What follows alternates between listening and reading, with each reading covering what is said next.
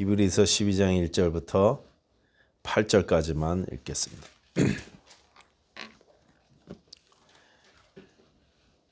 이러므로 우리에게 구름같이 둘러싼 허다한 증인들이 있으니 모든 무거운 것과 얽매기 쉬운 죄를 벗어버리고 인내로서 우리 앞에 당한 경주를 하며 믿음의 주요 또 온전케 하시는 이인 예수를 바라보자. 그는 그 앞에 있는 기쁨을 위하여 십자가를 참으사 부끄러움을 개의치 아니하시더니 하나님 보좌 우편에 앉으셨느니라. 너희가 피곤하여 낙심하지 않기 위하여 죄인들이 이같이 자기에게 거역한 일을 참으신 이를 생각하라. 너희가 죄와 싸우되 아직 피 흘리기까지는 대항하지 아니하고 또 아들들에게 권하는 것 같이 너희에게 권면하신 말씀도 잊었도다. 일러스되 내 아들아 주의 징계하심을 경히 여기지 말며 그에게 꾸지람을 받을 때에 낙심하지 말라. 주께서 그 사랑하시는 자를 징계하시고 그가 받아들이시는 아들마다 채찍질 하심이라 하였으니 너희가 참음은 징계를 받기 위함이라. 하나님이 아들과 같이 너희를 대우하시나니 어찌 아버지가 징계하지 않는 아들이 있으리요. 징계는 다 받는 것이거늘 너희에게 징계가 없으면 사생자요 친아들이 아니니라. 아멘. 기도하겠습니다. 하나님, 이 시간에 우리 삶 가운데 함께 하시는 주를 바라보고자 하는 결단이 맺어지게 하여 주시옵소서. 날마다 우리 예수님을 생각하고 우리 예수님을 바라보며 승리하는 삶을 살 수 있는 그런 결단이 오늘 이 말씀 가운데 있게 하여 주시옵소서. 감사드리며 예수님 이름으로 기도하였습니다. 아멘. 히브리서는 이제 10장까지 옛 언약을 완성시키신 예수님을 보여주기 위해서 먼저 천사와 비교하고 모세와 비교하고 그리고 대제사장들과 예수님을 비교했습니다. 그리고 매 비교가 끝날 때마다 한 번씩 간곡한 경고의 말씀을, 간곡한 권고의 말씀을 우리에게 주셨는데 총 4번이 나온다고 그렇게 말씀을 드렸습니다. 그리고 나서 결론 부분이 이제 11장부터 13장까지는 그러면 우리 신자 믿는 사람들이 어떻게 살아야 할까를 말씀하시는데 11장은 믿음에 대해서, 12장은 소망에 대해서, 13장은 사랑에 대해서 말씀해 주시고 있습니다. 자, 그래서 히브리서 11장은 믿음장인데 믿음으로 유명하죠.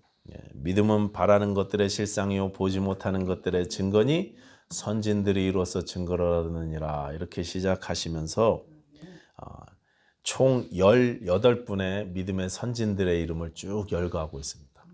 이름이 알려진 이름을 이야기하신 게 18분이고 그리고 뒤에 가면 알려지지 않은 수없이 많은 믿음의 사람들 이야기를 하면서 이 11장을 그렇게 마치고 있습니다.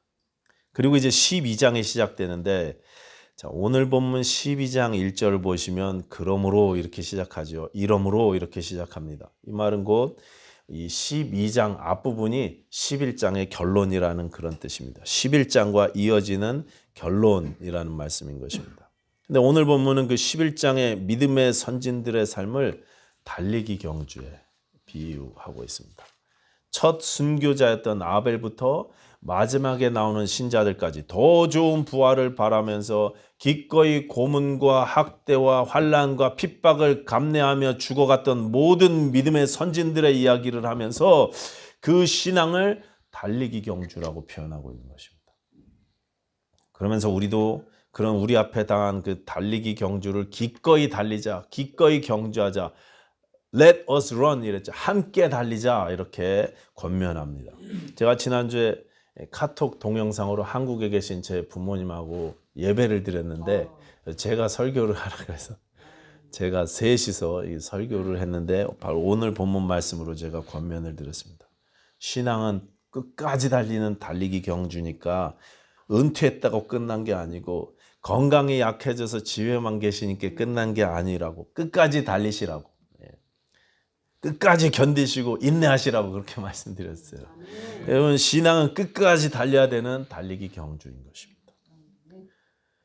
성경은 성도들의 신앙생활을 여러 가지로 표현하고 있습니다. 뭐 전쟁에서 싸우는 군인도 있고 씨름하는 씨름 선수, 레슬링 선수로 표현하기도 하고 복싱 선수로 표현한 것도 있습니다. 아십니까? 싸우되 허공을 치는 것 같이 하지 않는다 그렇게 말씀하셨죠. 여러 가지로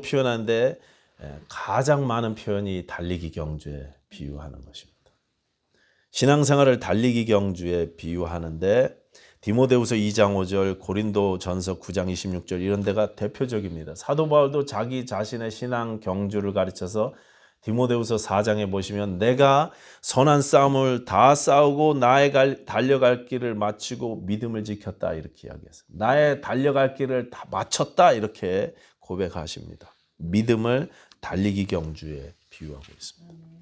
그런데 우리 신앙생활이 달리기는 달리기인데 단거리 달리기가 아니에요. 마라톤 같은 장거리 달리기입니다. 평생 가는 경주예요. 목표도 있습니다. 그냥 평생 그냥 뛰는 조깅 있잖아요. 조깅도 아니고 산보도 아니고 막 잠깐 뛰고 끝내는 스프린트도 아니고 계속 뛰는 평생 뛰는 달리기, 마라톤 같은 달리기라는 것입니다. 그래서 여기 1절에 나오는 경주라는 단어는 아고나라는 말인데 여기서 영어의 애거니라는 단어가 나왔습니다. 아주 극심한 고통. 오랜 경주기 때문에 오랫동안 달려야 하니까 고통이 따르죠. 인내를 해야 되죠. 신앙생활은 믿음생활은 인내가 필요한 달리기 경주인 것입니다. 오랫동안 인내하면서 달려야 된다는 거예요. 인내 많이 하시죠? 교회 올 때마다 막 인내하시죠? 아멘.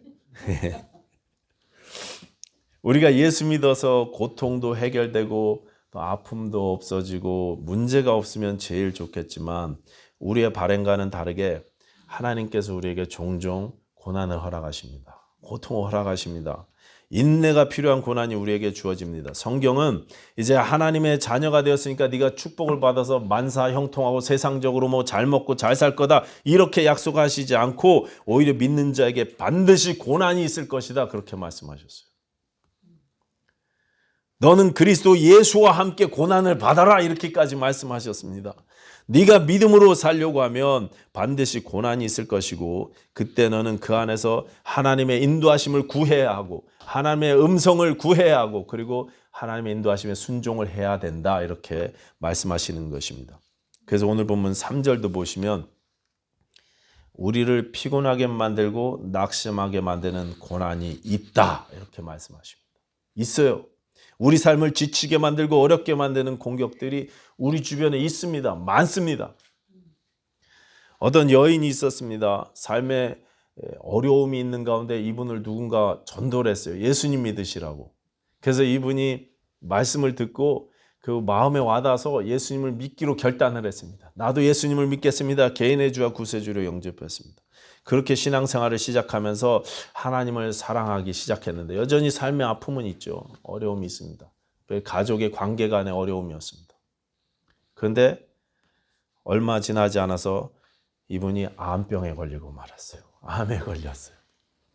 아직 젊은데 투병 생활을 시작하게 됐습니다. 예수님을 믿고 복을 받은 게 아니라 예수님을 믿고 병에 걸려버렸어요. 그런데 이분은 비록 이제 막 신앙생활을 한 초신자지만 하나님을 원망하지 않기로 작정했습니다. 왜 내가 하필이면 왜 지금 이럴 때 하필이면 이렇게 원망하지 않고 하나님을 신뢰하기로 결정을 했습니다. 은혜 가운데 살기로 결심합니다. 대단한 믿음이죠. 그런데 이분의 병세가 점점 중해져 갑니다. 병에 걸렸어도 하나님의 은혜 주셔서 좀 고쳐주시면 암병 걸려도 나시는 분들이 요즘에 얼마나 많습니까? 근데 이분은 점점 힘들어 갑니다. 엎친 데 덮친 격으로 이번에 어린 아들이 또 아프기 시작했습니다. 병원에 가서 진단을 받았더니 자폐 진단을 받았어요. 내 한 몸 투병 생활하는 것도 힘든데 이제 어린 아픈 아들까지 돌봐야만 했습니다. 거기다가 어느 날 눈이 점점 아파서 안과에 갔더니 눈도 안 좋대요. 망막을 다쳐갖고 이제 얼마 뒤에는 당신 시력을 잃을 것입니다. 이렇게 의사가 이야기를 했다고 합니다. 계속 아픔이 가중되는 거죠. 한꺼번에 막 밀려오는 거죠. 마치 욥처럼. 하나도 아니고 한꺼번에 여러 가지 아픔이 그렇게 닥쳐왔습니다. 예수를 제대로 한번 믿어보겠다고 결심을 했는데 하나님이 해도 너무하신 것 같아요. 너무나 힘든 일들이 한꺼번에 닥쳐왔습니다. 여러분 이 이야기가 누구 이야기냐 하면 실제 있었던 이야기예요. 누구 이야기냐면 작년에 돌아가신 이어령 박사님 따님 이야기입니다. 이민아 성도님이시죠. 이어령 박사님은 우리가 잘 아는 대로 한국의 대표적인 지성이셨습니다. 그리고 무신론자셨어요. 예수님 안 믿던 분이셨습니다. 예수 믿으면 잘 돼야죠. 예수 믿으면 축복 받아야죠. 그런데 이 이민아 성도님은 나중에 목사님 되셨죠. 이민아 목사님은 예수 믿어서 병 생기고 예수 믿고 나서 아들이 아프기 시작했고 예수 믿고 나서 눈도 안 보이기 시작했습니다. 거기다 나중에는 가장 어려울 때 이분의 남편분도 이분을 떠나셨죠. 이분의 남편은 우리가 잘 아는 한국의 유명한 정치인이십니다. 아시죠, 여러분? 어떻게 이렇게 예수를 믿고 한꺼번에 고난이 닥쳐올 수 있나? 성경은요, 이것을 연단이다 이렇게 말씀하세요. 그럴 수 있다. 연단이다 이렇게 말씀하신다는 거예요. 오늘 보면 5절에 잠언서를 인용해서 5절에 이렇게 말씀하십니다. 내 아들아 주의 징계하심을 경히 여기지 말며 그에게 꾸지람을 받을 때 낙심하지 말라. 주께서 그 사랑하시는 자를 징계하시고 그가 받아들이시는 아들마다 채찍질하심이라. 아버지로서 이제 자녀가 된 우리들을 하나님이 징계하신다는 말씀인데 이 징계라는 단어가 아주 조금 약간 거북스럽죠. 원래 이 말을 찾아보니까 징계가 아니라 훈련이라는 뜻입니다. 훈련이나 연단이라는 말이 더 좋을 것 같아요. 하나님께서 우리를 연단하신다는 거예요. 훈련하신다는 것입니다. 그 아래 징계라고 번역된 단어는 다 연단이나 훈련이라고 읽으면 더 정확할 것 같습니다. 하나님께서 우리를 훈련시키시다 보니까 우리에게 고통과 고난이 있을 수 있다는 말씀입니다. 내가 그리스도인이 되는 그 순간부터 하나님께서는 우리를 연단하시고 우리를 훈련하시기 시작하신다는 말씀입니다. 그러니까요, 왜 나에게 하필이면 이때 이런 아픔을 주시느냐고 그렇게 아무리 부르짖고 따져도 소용없다는 거예요. 어쩔 수 없다는 것입니다. 이게 하나님이 우리를 이끌어 가시는 방식이고 이게 하나님이 우리를 사랑하시는 방식이라는 그런 말씀입니다. 내가 하나님의 자녀인 이상 삶의 연단은 피할 수 없습니다. 피할 수 없어요. 사탄은요, 우리가 어려움을 당하면 이때 두 가지 거짓말을 합니다. 두 가지 거짓말 하세요. 첫 번째는요, 하나님이 너를 사랑하시지 않기 때문에 고난이 있는 거예요. 거짓말합니다. 하나님께서 너를 사랑하시지만, 하나님은 사랑이시지만 아마도 너는 사랑하시지 않는 것 같다. 다른 사람은 다 사랑하셔도 너는 아닌 것 같다고 이렇게 거짓말한다는 거죠. 두 번째, 아니면 네 죄 때문에 하나님께서 화가 나셔가지고 그래서 너를 벌하시는 것이라고 말합니다. 네 죄 때문에 너의 죄값을 받는 것이다. 네가 심는 대로 거두는 거야. 네가 책임져야지.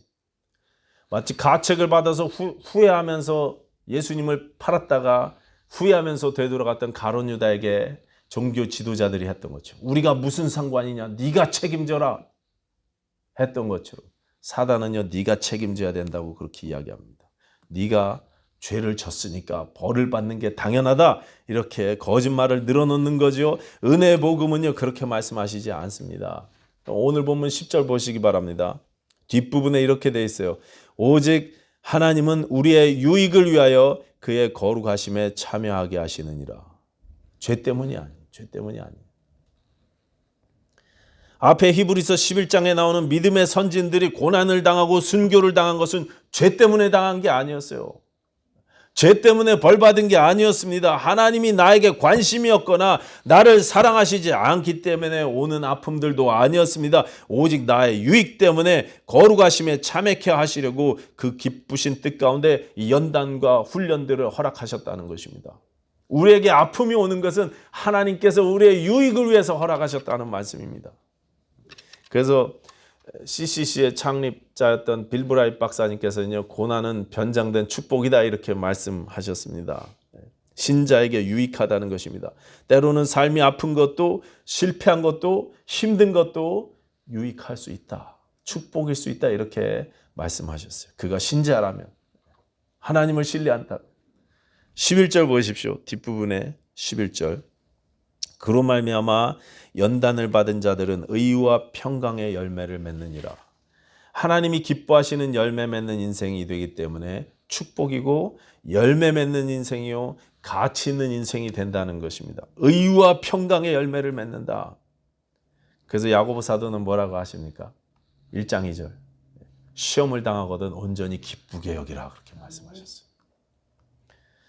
오늘 본문은 모든 신자에게 다가오는 이 연단을 견디기 위해서 우리가 해야 될 일을 한마디로 말씀하시는데 2절이죠. 믿음의 주요 또 온전케 하시는 이인 예수를 바라보자 그랬습니다. 믿음의 주요 또 온전케 하시는 이인 예수를 바라보는 것, 그것이 우리가 해야 할 일입니다. 그는 그 앞에 있는 기쁨을 위하여 십자가를 참으사 부끄러움을 개의치 아니하시더니 하나님 보좌 우편에 앉으셨느니라. 예수님은 그 앞에 있는 기쁨 때문에 앞으로 맺히게 될 열매 때문에 십자가를 참으셨습니다. 여러분, 그분이 미리 보신 그 앞에 있는 기쁨이 무엇입니까? 우리의 구원이에요. 우리를 하나님 자녀 만드시기 위해서, 구원을 완성하시기 위해서, 그 일을 위해서 기쁨으로 십자가를 기꺼이 감당하셨다는 것입니다. 여기 십자가를 참으사 고통을 개의치 아니하셨다 이렇게 말씀하시지 않고 십자가를 참으사 부끄러움을 개의치 아니하셨다 이렇게 말씀하십니다. 십자가의 부끄러움을 언급했어요. 여러분, 십자가는요 부끄러운 거죠. 로마에서 죄인들을 처형할 때 나무에다 매달아 죽이는데 그냥 죽이지 않고 부끄러움을, 수치를 최대한으로 가중시키려고 옷을 다 벗겼습니다. 벗겨서 벌거벗긴 채로 나무에다 매달았어요. 예수님은 완전히 다 벌거벗겨지셔서 처형당하셨습니다. 여러분 기억나십니까? 처음에 에덴 동산에서 아담과 하와가 자신들의 벌거벗음을 보고 스스로 무화과 잎으로 가렸더랬습니다. 그때부터 이 벌거벗은 부끄러움은 우리의 죄악을 상징하기 시작했습니다. 사실 벌거벗음 자체는 아무런 문제가 되지 않았더랬습니다. 에덴 동산에서 그들이 하나님과 동행할 때는 벌거벗은 게 아무런 문제가 되지 않았어요. 그들이 벌거벗었으나 부끄러워하지 아니하니라 그랬었어요. 하나님과 동행할 때는 아무 문제가 없었으나 죄가 들어왔을 때 그게 문제가 되었습니다. 하나님과 관계가 끊어졌을 때 벌거벗음은 수치와 부끄러움이 되고 말았다는 것입니다. 그때부터 이 벌거벗음 또는 하체가 드러남, 이런 표현들은 모두 다 부끄러움과 죄악의 상징이 되었습니다. 그래서 중보자 역할을 하던 제사장들에게 나중에 율법을 주실 때 하체를 가려라 이런 말씀들 계속 주십니다. 제사장은 세마포 긴 옷을 입고 세마포 속바지로 하체를 가릴지니라. 벌거벗음을 가릴지니라. 요는요, 벌거벗음은 부끄러움과 죄악의 상징이었다는 것입니다. 인류는 하나님을 떠난 후에 벌거벗은 삶을 살기 시작하게 되었습니다.